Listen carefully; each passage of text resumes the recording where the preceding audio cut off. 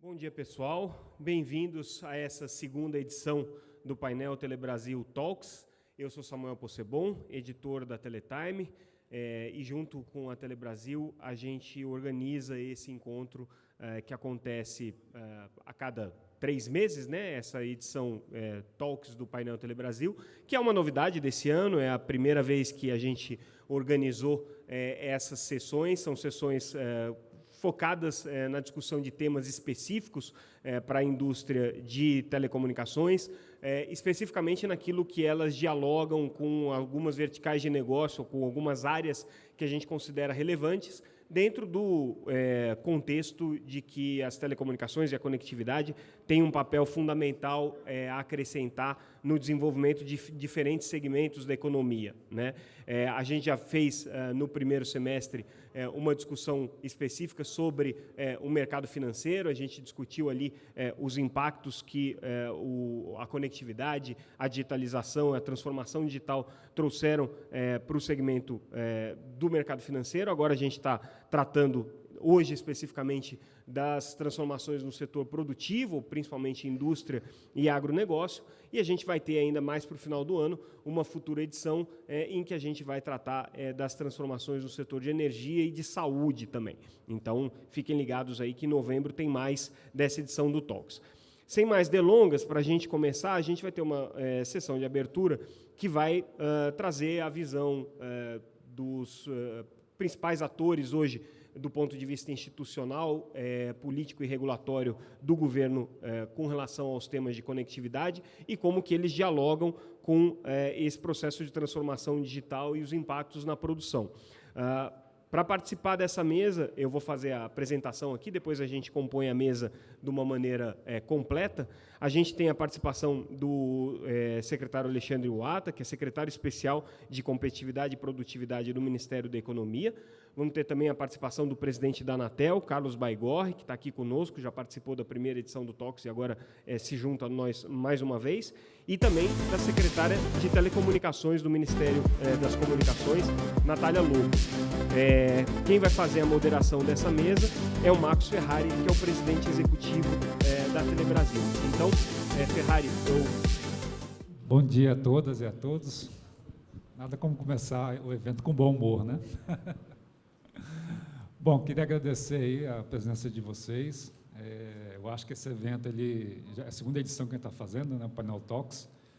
A ideia é que a gente faça de maneira recorrente um evento dessa natureza, contando aí com a participação do setor, de autoridades, especialistas, para discutir os temas importantes do setor, né? Bom, agradecer a Natália pela gentileza de estar aqui, secretário de Telecomunicações, Baigorre, presidente da Anatel, Alexandre Uata, secretário de Produtividade e Competitividade do Ministério da Economia. Eu vou começar fazendo as perguntas, que aí eu acho que a gente fala de maneira mais objetiva, né? E pedindo licença aos rapazes aqui, eu vou começar com a Natália, para que a gente tenha a gentileza aqui, né, com a nossa secretária. Bom, Natália, a pergunta que eu tenho a fazer para você é a seguinte, a primeira, né? Quais são as perspectivas de uso dos recursos do FUST para as duas verticais que estamos tratando aqui hoje, para o agronegócio e para a indústria? Como é que você enxerga isso? O FUST tem sido bem intenso, né? Como vocês têm visto. As atividades começaram agora com a nomeação do Conselho Gestor, em junho, e muito tem sido feito nesse sentido. Dentre uma das atividades foi a publicação do plano, dos objetivos estratégicos do FUST, em que, inicialmente, ainda lidamos com o GAP, né? Então, ele é muito focado mais no atendimento das escolas, como um compromisso de atendimento a todas as escolas, em velocidades adequadas até 2024, e também a parte de ampliação da infraestrutura necessária. Apesar de termos já 90% da população atendida com o serviço de telecomunicações, temos uma área muito grande ainda a ser atendida e que existem pessoas no meio e também muitas atividades agrícolas.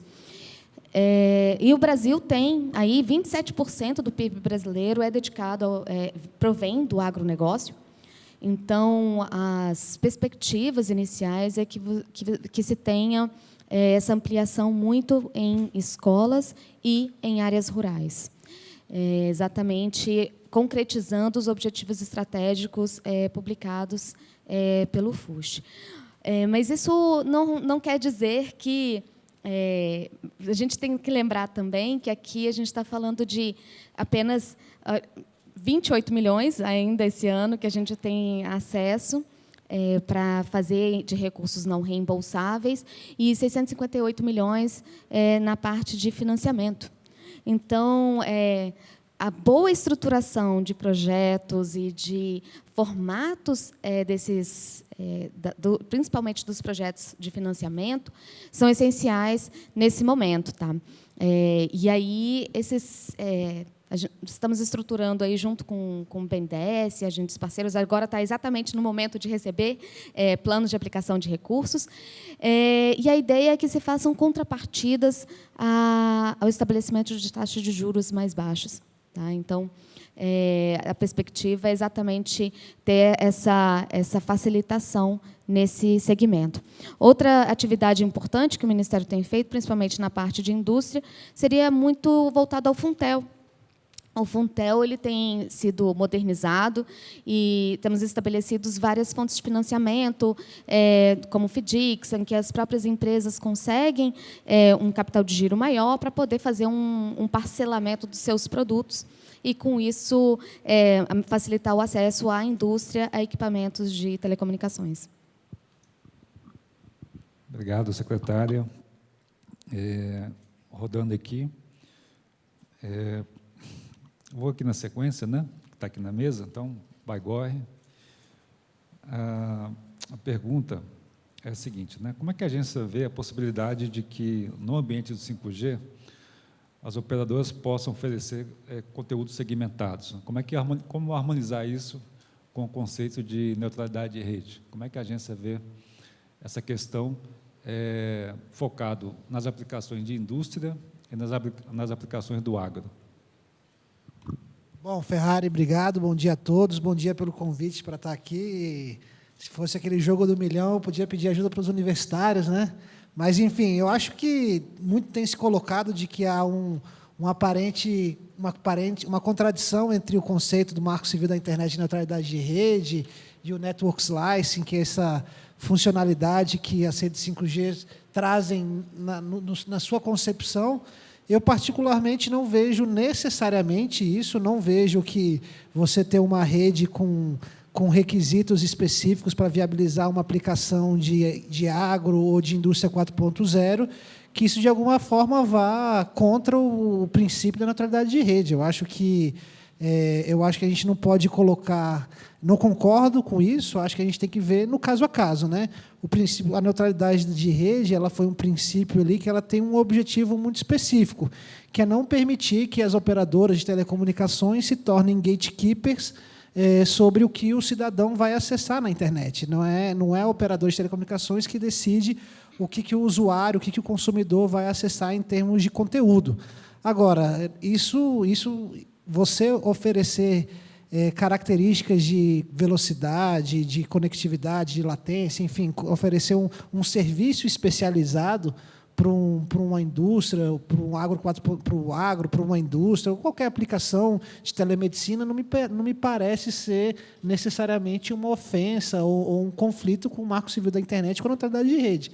Isso teria que ser visto no caso a caso, tem que ser avaliado, e, se for necessário algum tipo de regulamentação, algum tipo de discussão, isso será feito nos fóruns adequados para isso. Mas, a princípio, uma contradição per si eu não vejo, e eu acho que é meio que uma discussão sem pé nem cabeça isso aí. Vamos ver o caso concreto, porque o objetivo mesmo da neutralidade de rede é justamente isso, Se isso for garantido, tudo bem. Se o cidadão, se o consumidor estiver tendo acesso pleno a todos os conteúdos que estão disponíveis na internet, não vejo qualquer problema com o conceito.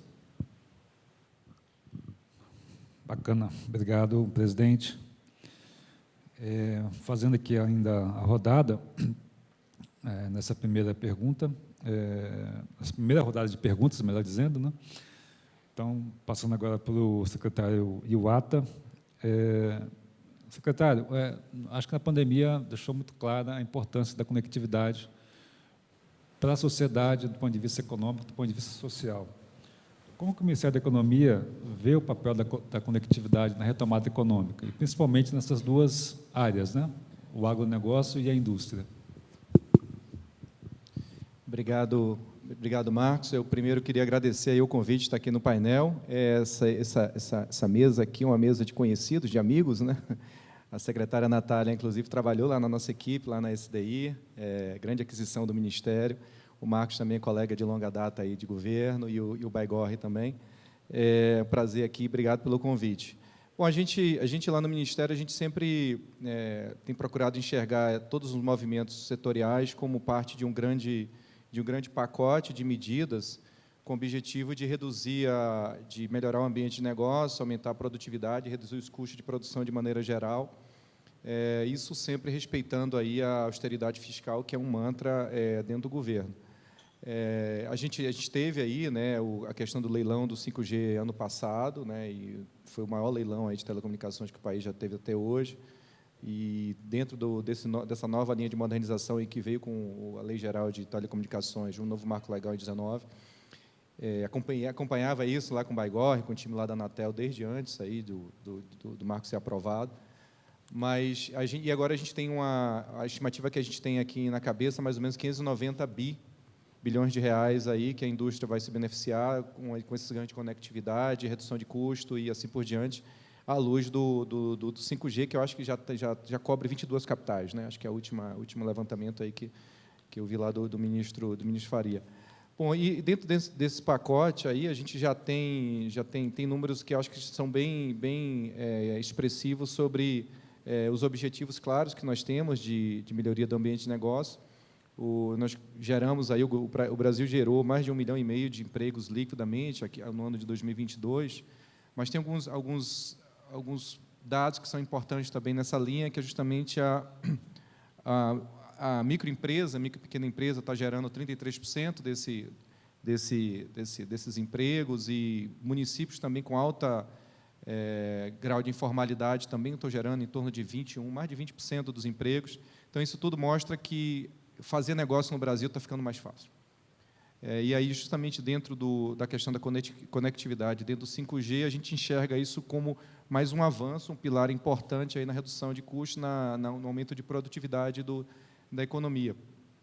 Dentro também dessa esteira tem a questão do marco das startups, que foi sancionado em julho do ano passado, julho e agosto do ano passado. O marco o marco da startup traz vários avanços, inclusive quando a gente olha o papel do 5G dentro da indústria de startups, a gente está estimando em torno de 101 bilhões de reais aí de geração de valor aí dentro dessa indústria nos próximos 10 anos, praticamente 10 bilhões por ano.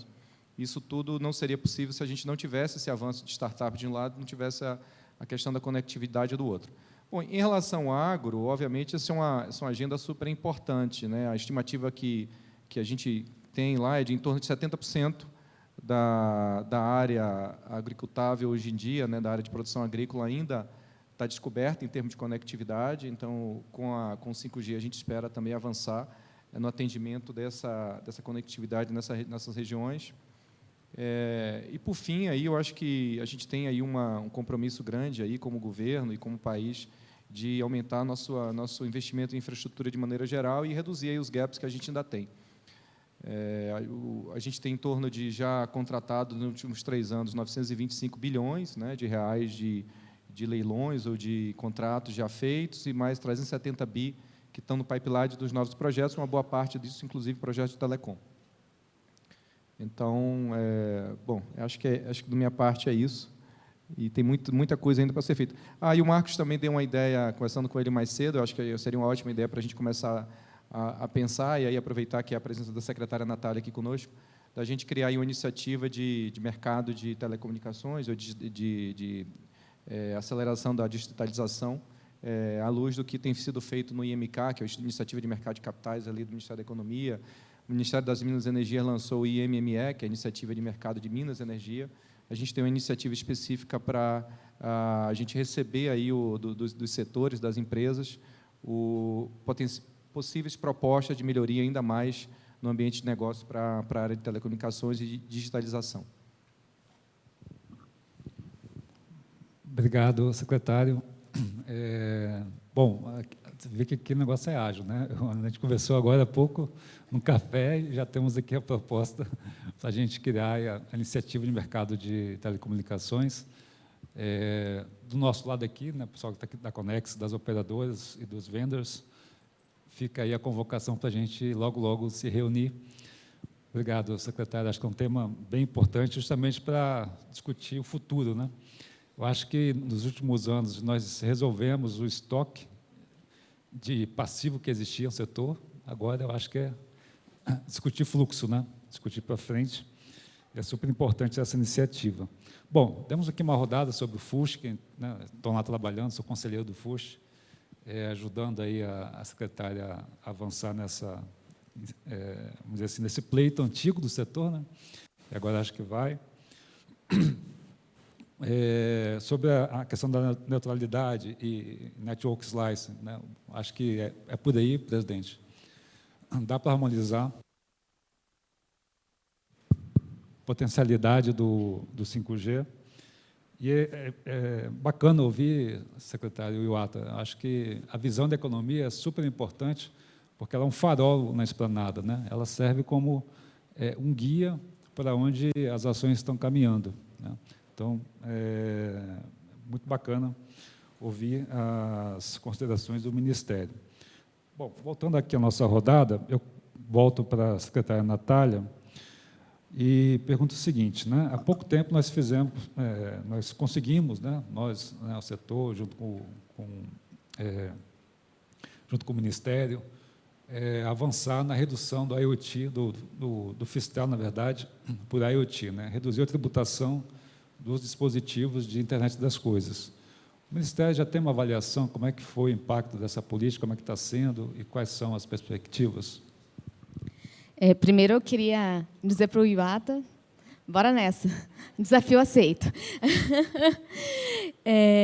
Com relação ao IoT, as perspectivas são o seguinte: o 5G ele traz em si a densificação, né, dos dispositivos móveis sobre as redes.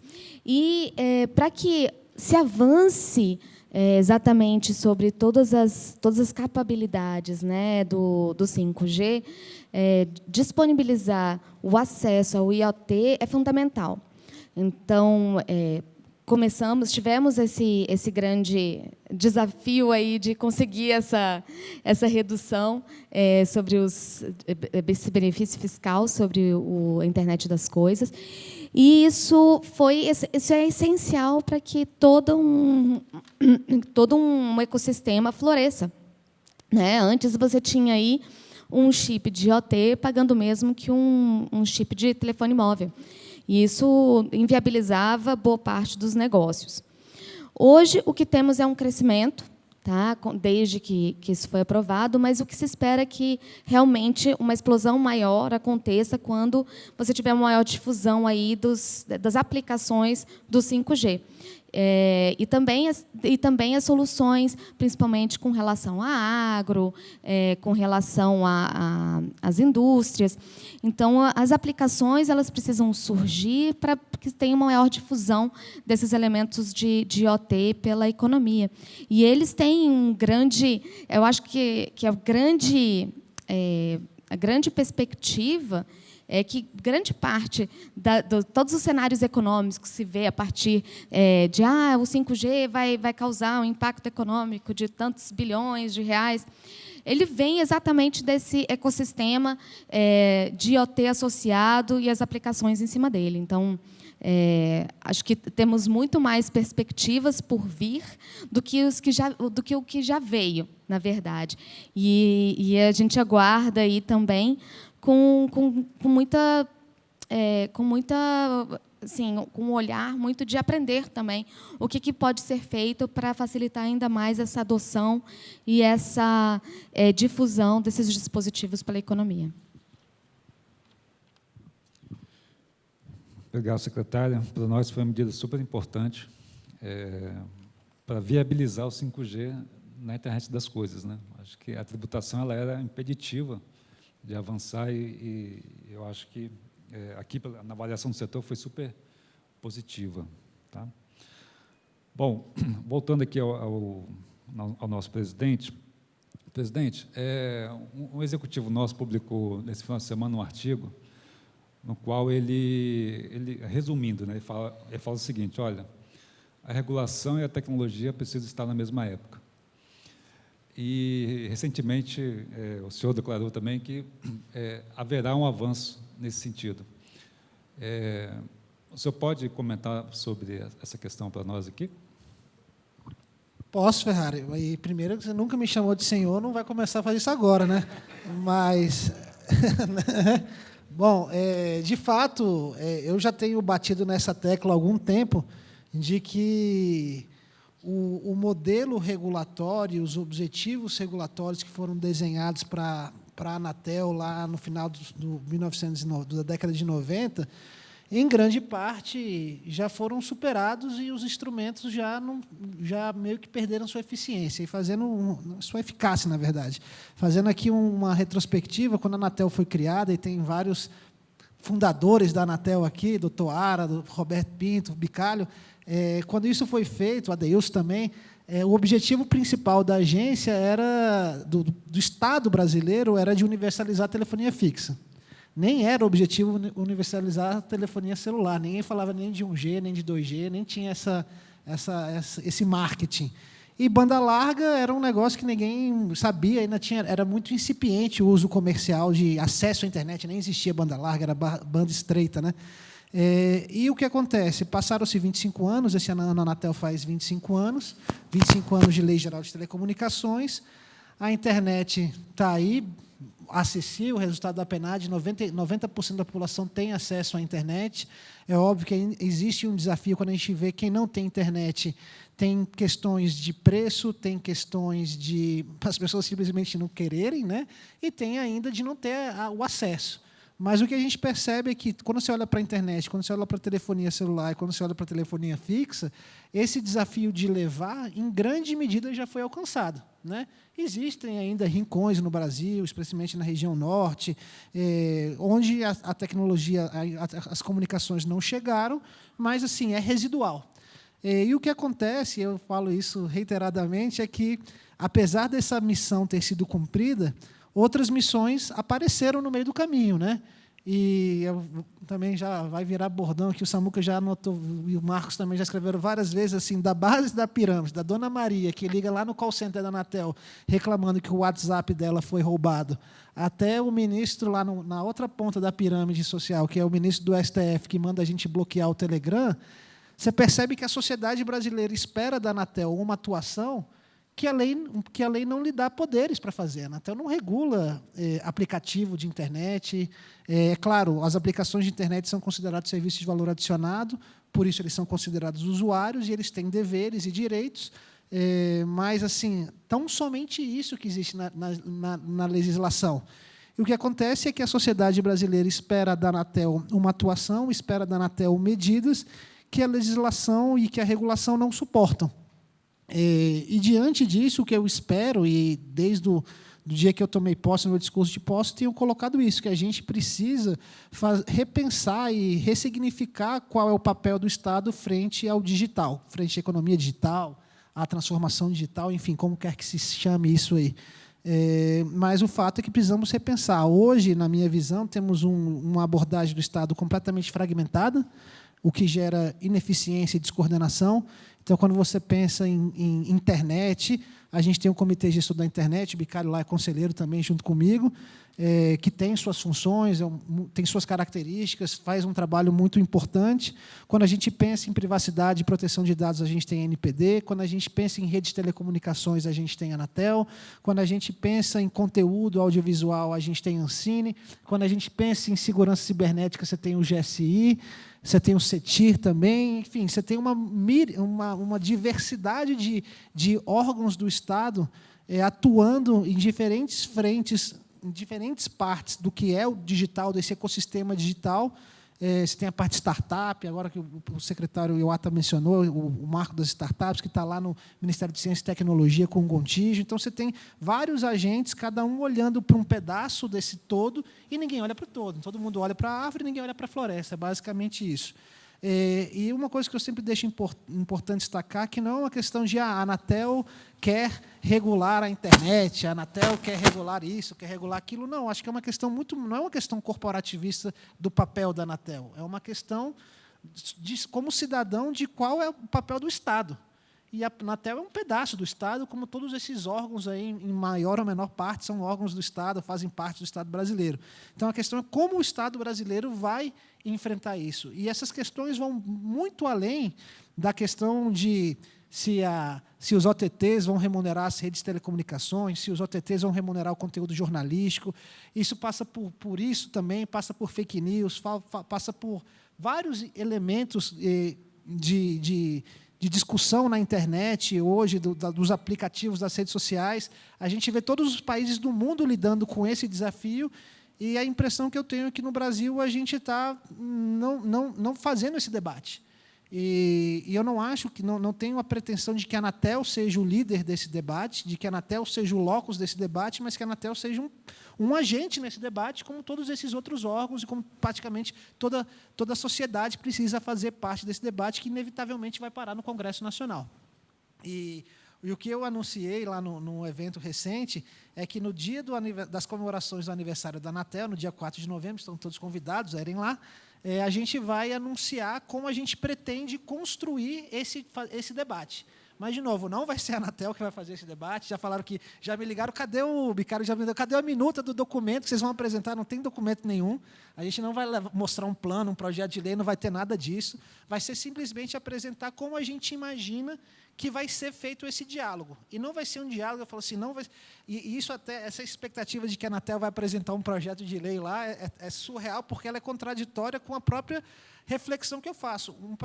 O problema é tão complexo, o desafio é tão grande, que não vai ser, na minha visão, meia dúzia de burocrata, tecnocrata, sentado numa sala ali na Esplanada, no setor de autarquia sul, que vai encontrar a solução, tirar da cartola a solução para isso. Precisa ser um debate amplo, envolvendo toda a sociedade, o Estado, o governo, o setor privado, a academia, o terceiro setor, a sociedade civil. Todos esses precisam estar à mesa e discutir, fazer esse debate com o Congresso Nacional. É claro que vai ser lá o final o debate, vai se concluir no Congresso Nacional.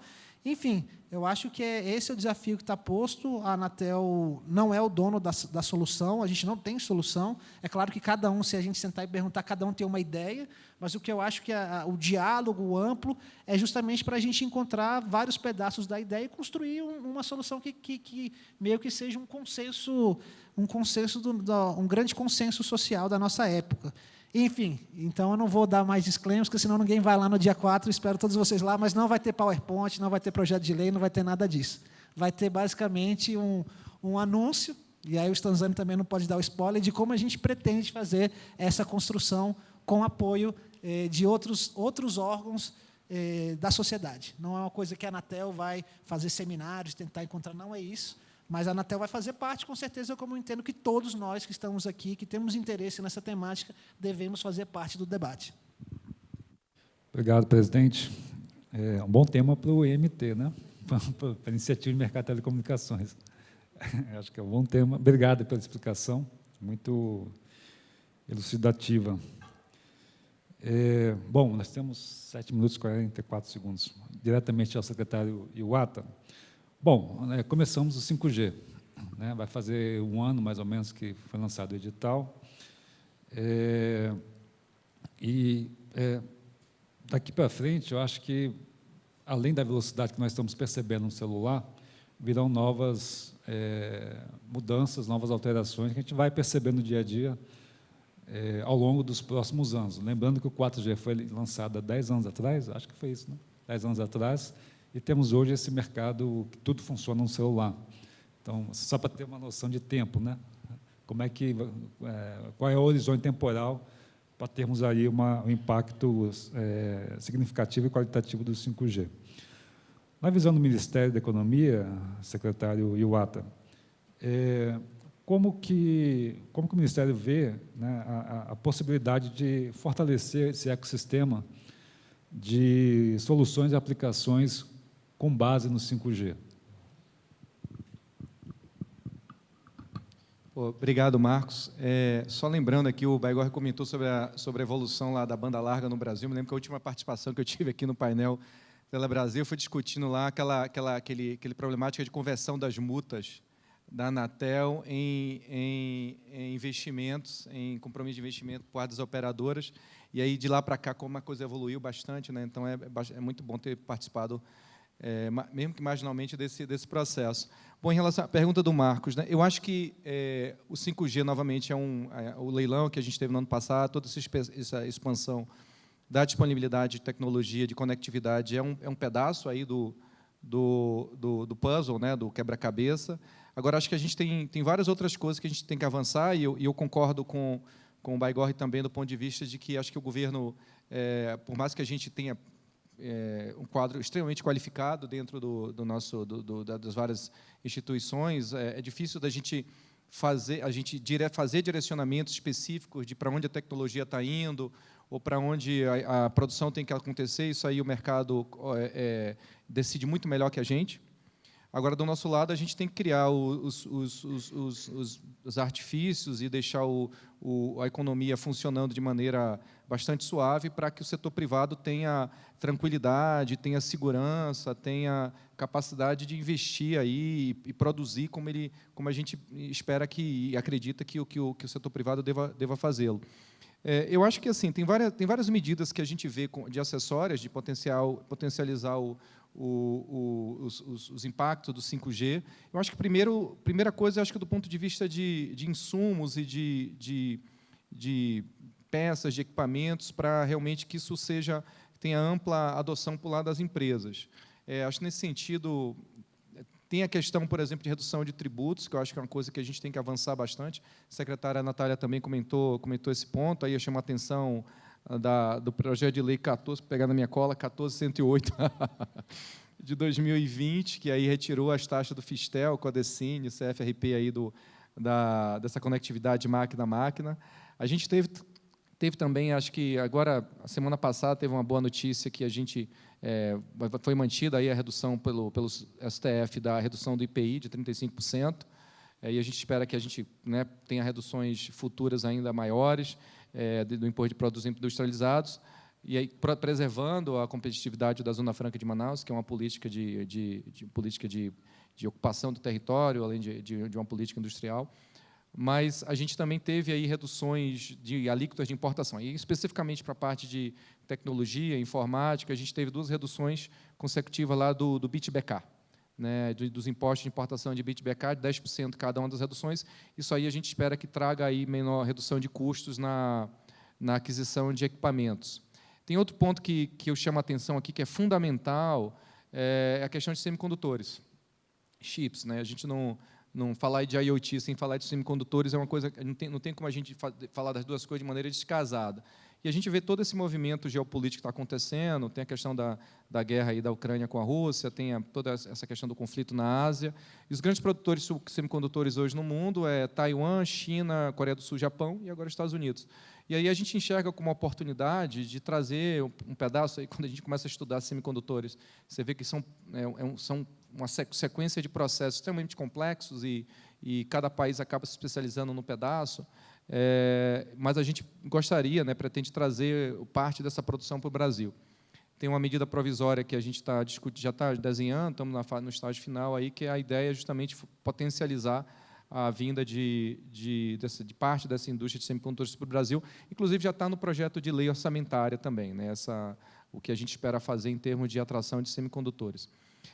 E, por último, mas não menos importante, né, quer dizer, de um lado você tem a questão dos insumos para essa indústria de conectividade, semicondutores incluído, importação de bens também, produção de bens no Brasil também, daí a necessidade da gente reduzir impostos, facilitar a cobrança de tributos, mas também a gente tem que olhar o outro lado também, que é a adoção dessas tecnologias pelas empresas, né? E eu chamo a atenção para 2 pontos principais. Um é a modernização do nosso Inmetro, né?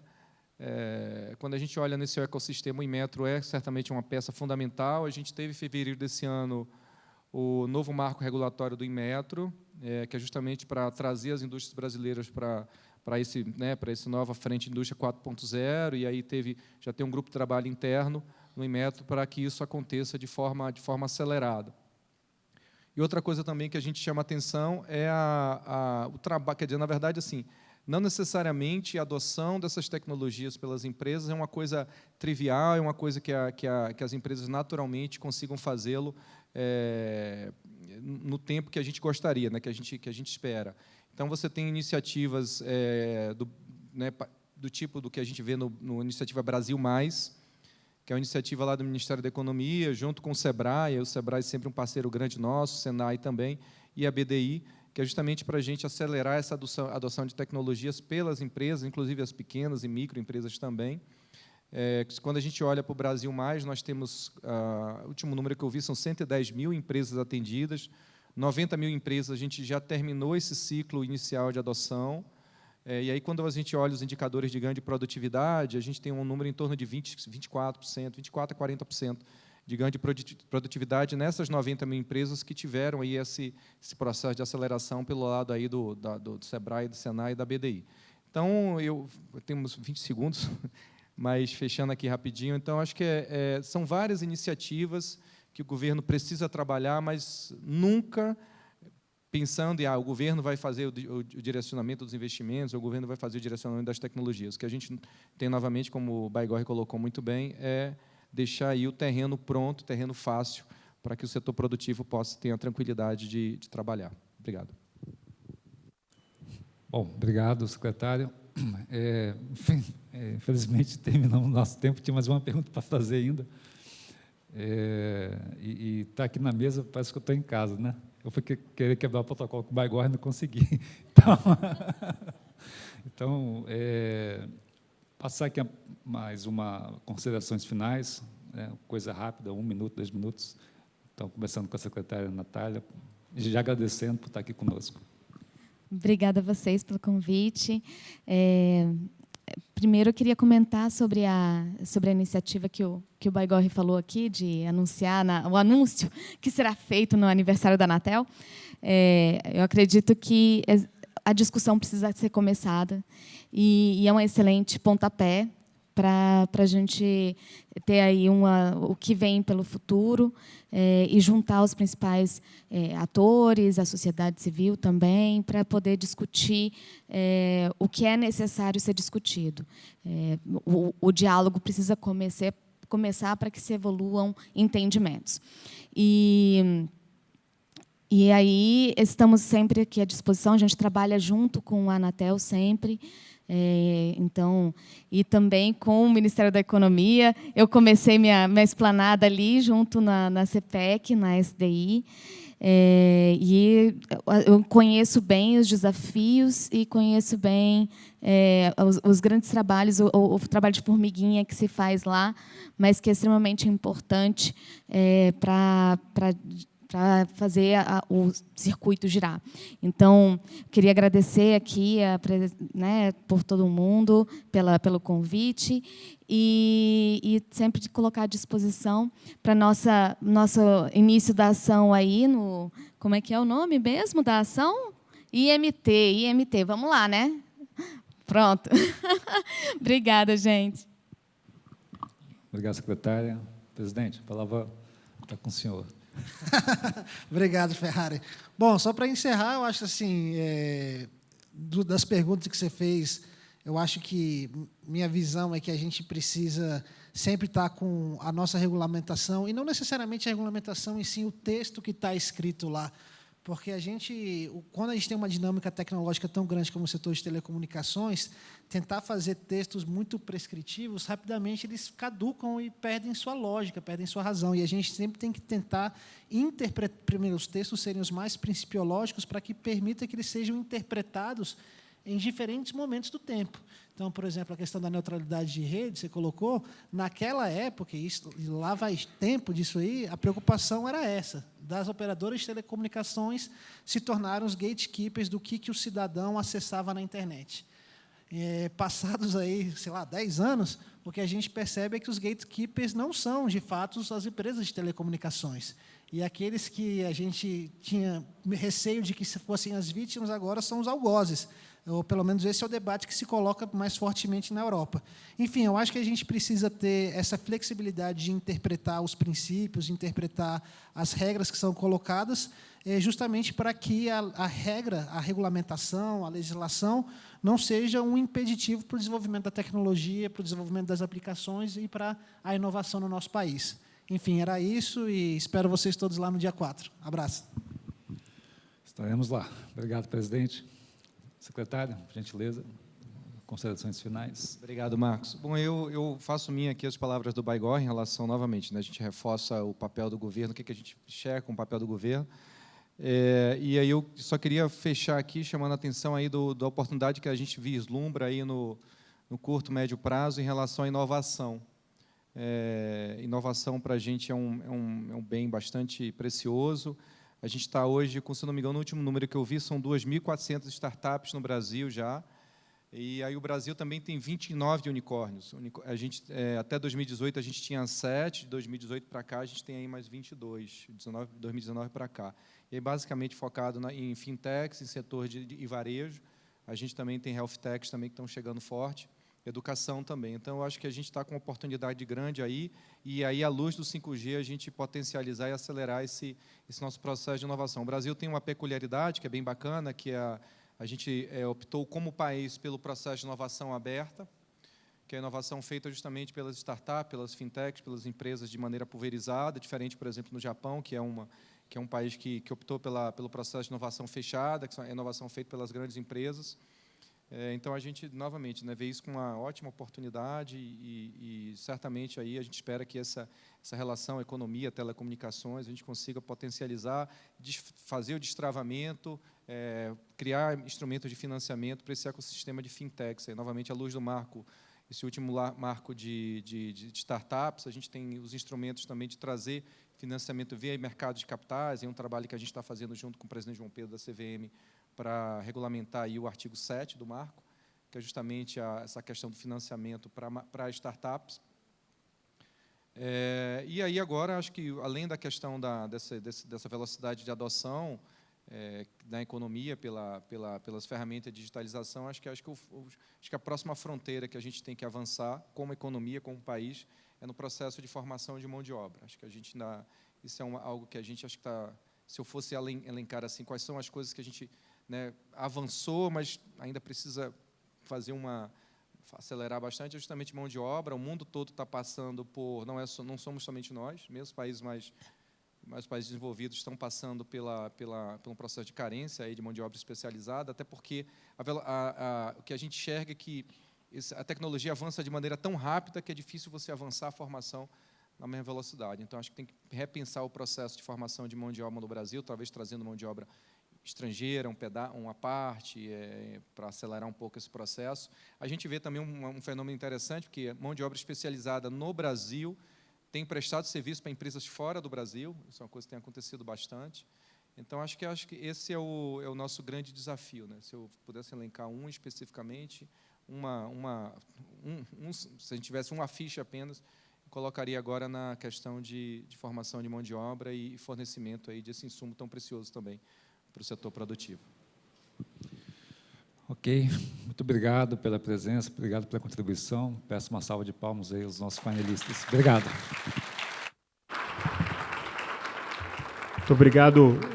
aos participantes. Eu vou pedir para que vocês tirem uma foto, porque se não está no LinkedIn e no Instagram, não teve o evento. Então, peço por gentileza para que vocês se juntem aqui para tirar a foto antes da gente montar o próximo painel.